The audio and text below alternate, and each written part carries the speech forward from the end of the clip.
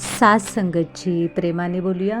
धन निरंकारची सात्संगतची भक्ती आपण करत असतो. त्यावेळेस भक्ती करत असताना सेवा, सत्संग आणि नामस्मरण या गोष्टींचं का महत्त्व आहे?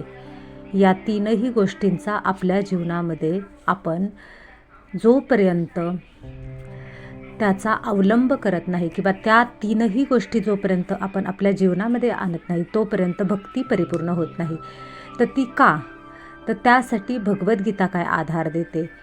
त्या भगवद्गीतेच्या आधारानुसार आपण या तीनही गोष्टींचं महत्त्व समजून घेऊयात.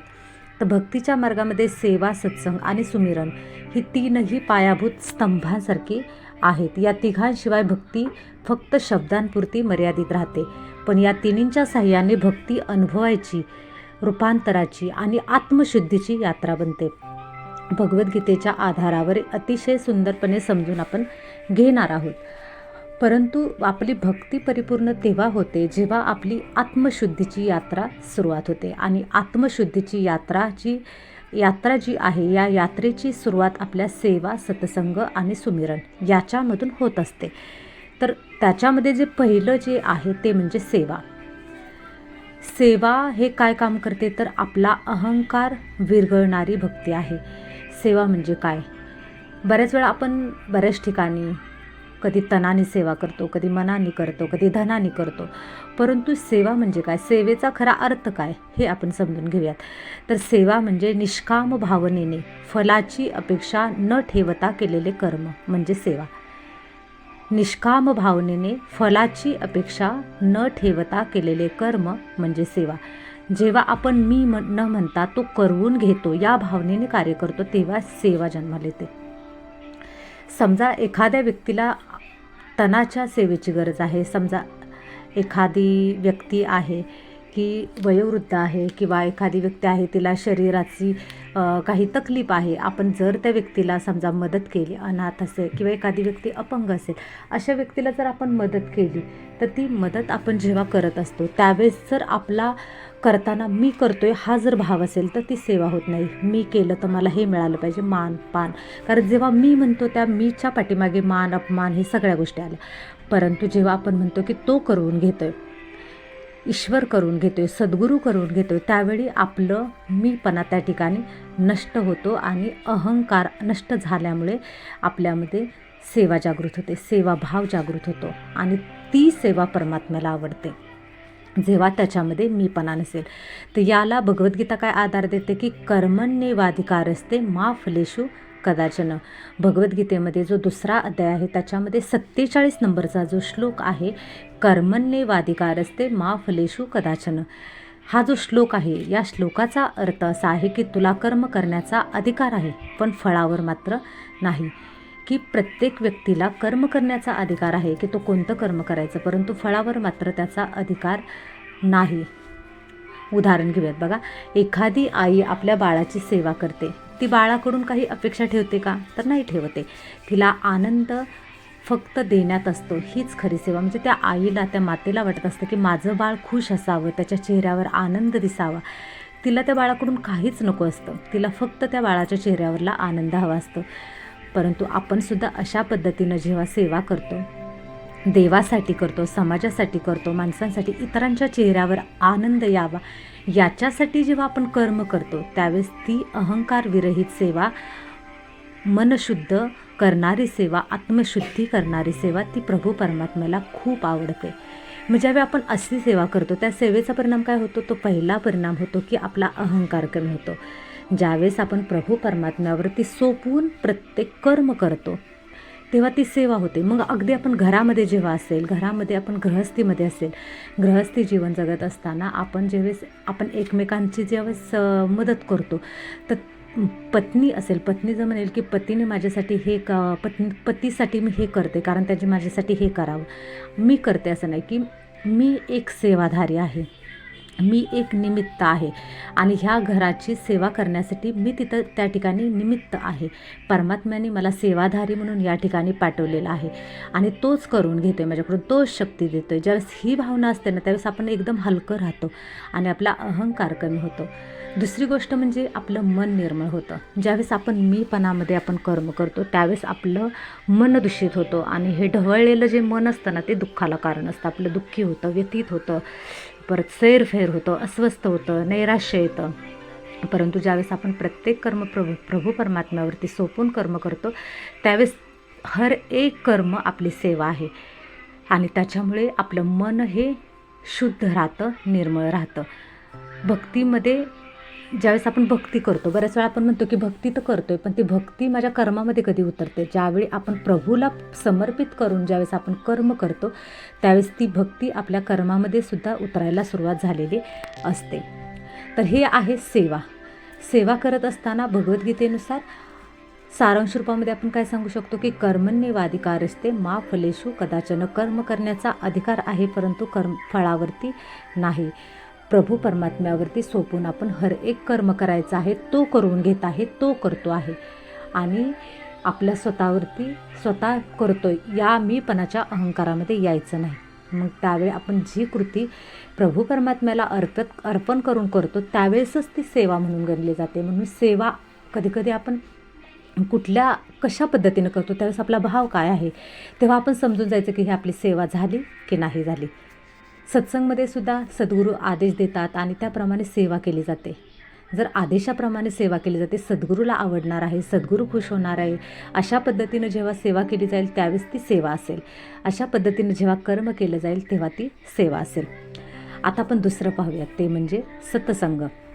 सत्संग आहे तो दिशादर्शक दीप आहे, म्हणजे आपल्याला दिशा दाखवणारा दीप आहे. सत्संग म्हणजे काय तर सत्य आणि संग म्हणजे सहवास. सत्याचा, सद्विचारांचा, संतांचा सहवास म्हणजे सत्संग. याला गीता काय आधार देते की श्रद्धावान लभते ज्ञानम. भगवद्गीतेमध्ये जो 14 अध्याय आहे त्यामध्ये 39 नंबरचा श्लोक आहे, त्यामध्ये श्रद्धावन लभते ज्ञानम हा जो श्लोक आहे त्याचा अर्थ असा आहे की श्रद्धा असलेला मनुष्य ज्ञान प्राप्त करतो. उदाहरण घेऊयात, लोखंड सतत अग्नीजवळ ठेवलं तर तेही लालबुंद होतं. तसंच मन जेव्हा सत्संगामध्ये राहतं तेव्हा विचार, वर्तन आणि संस्कार हे आपोआपच बदलायला सुरुवात होतात. वाईट संगतीत मन खाली ओढलं जातं, पण सत्संगामध्ये मन वर उचललं जातं. सत्संग या शब्दाचा अर्थ फक्त सत्याचा, सद्विचारांचा संग नाही तर प्रभू परमात्म्याचा संग.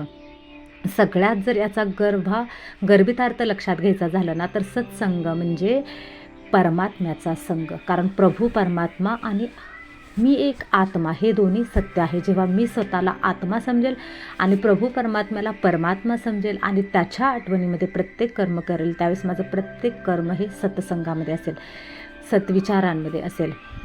वाईट संगतीमध्ये काय होतं तर मन खाली ओढलं जातं, पण सत्संगामध्ये मन वर उचललं जातं. सत्संगाचा परिणाम काय होतो आपल्या जीवनावरती? योग्य अयोग्याची ओळख होतो. कधीकधी आपल्याला जीवनामध्ये आपण एखादी गोष्ट करत असतो, कर्म करत असतो, पण जेव्हा आपण सत्संगामध्ये असतो त्यावेळी आपल्याला कळतं की हे योग्य आहे, हे अयोग्य आहे. हा जो विवेक आहे ना तो विवेक आपल्या मनामध्ये जागृत होत असतो. दुसरा परिणाम काय होत असतो तर आपली श्रद्धा वाढते, परमात्म्यावरील असलेली श्रद्धा वाढते, विश्वास वाढतो. श्रद्धेचं कारण कधीकधी काय होतं सत्संगामध्ये असतो त्यावेळेस कोणातरी महात्म्यांकडून आपण एखादं छान गोष्ट ऐकतो किंवा एखादा त्याच्या जीवनामध्ये घडलेला एखादा किस्सा ऐकतो, दृष्टांत ऐकतो, काही ना काहीतरी आपल्या असं कानावरती पडतं. त्याच्यामधून काय होतं आपली श्रद्धा प्रभू परमात्म्यावरती अधिक वाढते. तिसरं जे आहे आपल्या भक्तीला दिशा मिळते, कारण आपली भक्ती कोणत्या दिशेने चालली आहे, चुकीच्या मार्गाने चालली आहे की बरोबर चालली आहे याचं सुद्धा दिशा देण्याचं काम आपल्याला सत्संग करत असते. आता तिसरी जी गोष्ट आहे ती म्हणजे सुमिरण. त्यालाच आपण म्हणतो नामस्मरण. आता हे जे नामस्मरण आहे ते काय करतं तर अंतकरणाचा श्वास आहे. सुमिरण म्हणजे काय? नामस्मरण, ध्यान, प्रभू परमात्म्याची आठवण, सतत परमात्म्याशी अंतकरणाने जोडलेलं राहणं म्हणजे सुमिरण. बघा या ठिकाणी सुमिरणचा अर्थ काय आहे तर सतत परमात्म्याशी अंतकरणाने जोडलेलं राहणं म्हणजे सुमिरण. तर गीतेचा आधार या ठिकाणी काय आहे तर सततम कीर्तयंतो मा नित्ययुक्ता उपासते. भगवद्गीतेमध्ये 9वा अध्याय आहे, त्याच्यामध्ये 14 नंबरचा जो श्लोक आहे त्याच्यामध्ये सांगितलेला आहे की सततम कीर्तयन्तो मा नित्ययुक्ता उपासते. हा जो श्लोक आहे या श्लोकाचा अर्थ असा आहे की जे भक्त मला सतत स्मरतात ते माझ्याशी नित्य जोडलेले असतात. जे माझी सतत आठवण करतात ते माझ्याशी नित्य जोडलेले असतात. उदाहरण या ठिकाणी काय, तर जसं श्वास घेताना आपल्याला प्रयत्न करावा लागत नाही, तसंच नामस्मरण स्वाभाविक झालं की मन शांत व्हायला वेळ लागत नाही. जसं आपण श्वास घेतो त्याला प्रयत्न करावा लागतो का, ते सहज होतं. तसं नामस्मरणसुद्धा स्वाभाविक जर झालं ना तर आपोआपच मन आपलं सतत शांत राहतं.